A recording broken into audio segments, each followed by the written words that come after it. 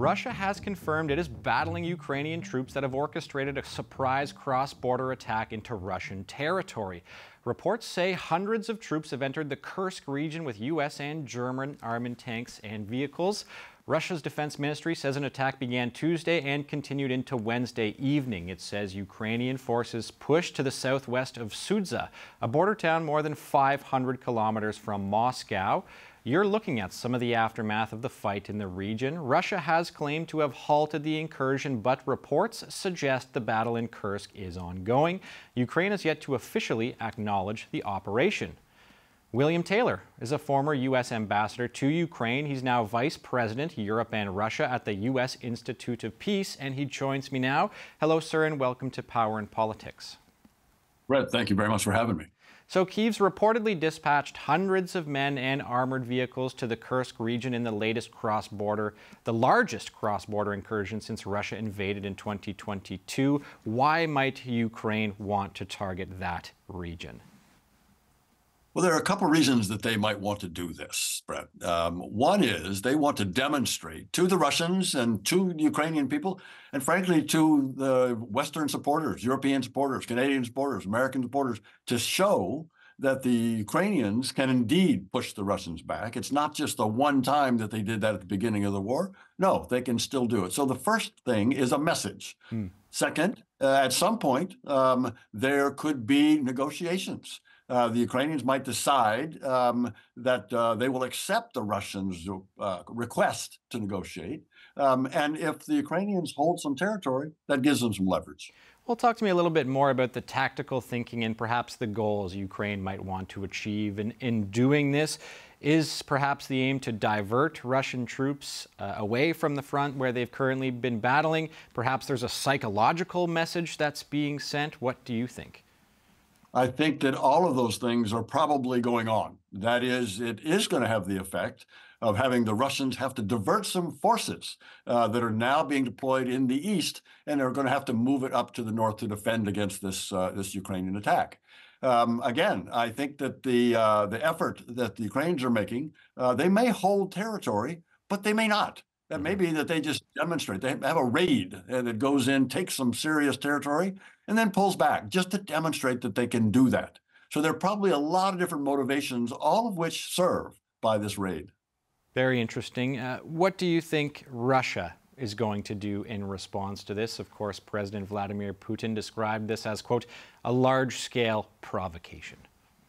It's ironic that he talks about a provocation when he's invaded his neighbor, Ukraine, invaded in 2014 and then invaded big time in 2022. Yes, so there's a provocation. Yes, there is a provocation, and it's from the Russian side.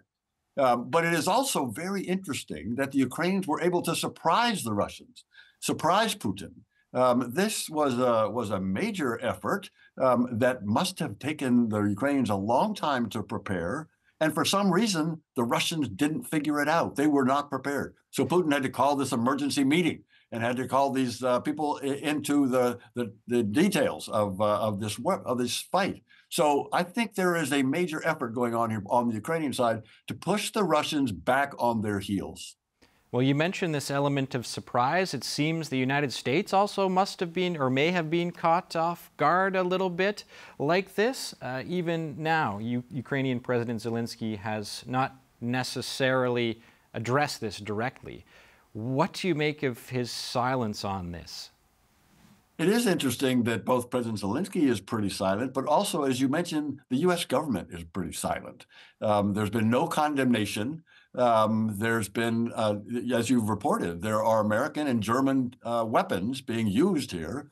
And that's been okay for some time. The U.S. has given the Ukrainians the authority to use those weapons near the border where these attacks take place when the Ukrainians are being fired at by the Russians. And so the Ukrainians have the authority from the Americans and others to use those weapons to fire back so that the Russians don't have sanctuary. And this raid into Russia is part of that effort. Do you think the international community is going to see it that way, though? I mean, previously they were firing back. Here, this is a pretty large incursion into Russian territory. So how do you think the global community is going to respond to the scale here? I think the global community will see what's going on and what happens and what the response is and how successful the Ukrainians are. We remember, Brett, when in the beginning of this war, when the Russians invaded with all these weapons and tanks and soldiers around the country, around Ukraine, and the Ukrainians pushed them back. They stopped them and pushed them back. And the international community supported the Ukrainians, and the Americans and the Europeans and the Canadians and NATO all supported the Ukrainians. That's what's likely to happen if this is a successful operation. So you don't see there being any concern about the potential use in supplied Allied arms in this particular raid?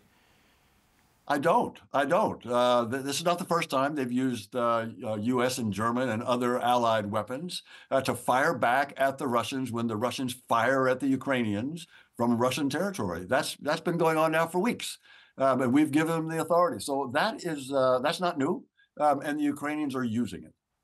So we are hearing competing reports. I mentioned this previously. Russia has claimed to have quashed the incursion, but other reports and other evidence suggest the fighting is still ongoing. Allies seem even unclear about what's happening at this moment. So how does that factor into how the international community responds to this right now?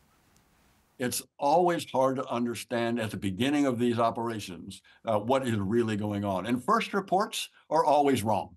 You'll never know exactly. It'll take time to figure out what's going on. We know better now about these kinds of things just because of drones and the weapons that we're using. But it's going to take some time to see how this plays out. And as it crystallizes, as it's clear, and if the Ukrainians succeed, they will be able to raise some support. Well, I think this is the big question now, Mr. Taylor. Will this operation end up being a turning point for Ukraine in its defense against the Russian invasion of its territory? It's a good question, Brett. It's a good question. Will it be a turning point? Sometimes these surprise attacks can demoralize in this case, the Russians. And if the Russians flee, if the Russian lines break, and the Ukrainians are able to push through and cause panic on the side of the Russians, that could be a turning point. Again, what is likely to happen is the Russians will figure out, if this succeeds, that they can't win. That the Americans, that the Europeans, that the Canadians and others will continue to supply the Ukrainians, and they will not get tired, and they will have some success in fighting into Russia. And I know this is in the early stages and there's still a lot of uncertainty. So what will you be looking for in the days and weeks ahead as more information, more reliable information comes out about this? I'll be interested to see what the real goal of the Ukrainians push, this operation that they've now been going for 3 days. Question is, are they going to try to hold territory? There are some Ukrainians, there are some Russians that are opposed to Putin, who want to establish a new government in Russia. I don't know if that's what's in mind here, or we'll have to take a look to see if the Ukrainians accomplish what they wanted to do, demonstrate that they can indeed push the Russians back, and then pull back into Ukraine. That's a possible scenario. I'll be looking at those two. And in your view, how close are we to reaching an end of this war? The war will end when the cause of the war, that is the Russian invasion, stops. And if this operation causes the Russians to causes Mr. Putin to figure out that this is a losing operation on his side, he cannot win this war, and he can see the benefits going way down and the costs going way up. And at that point, this war ends when he says, okay, we'll have conversations, we'll pull our forces out of Ukraine. Very interesting analysis. I would like to thank you, former Ambassador William Taylor. Thank you, Brett.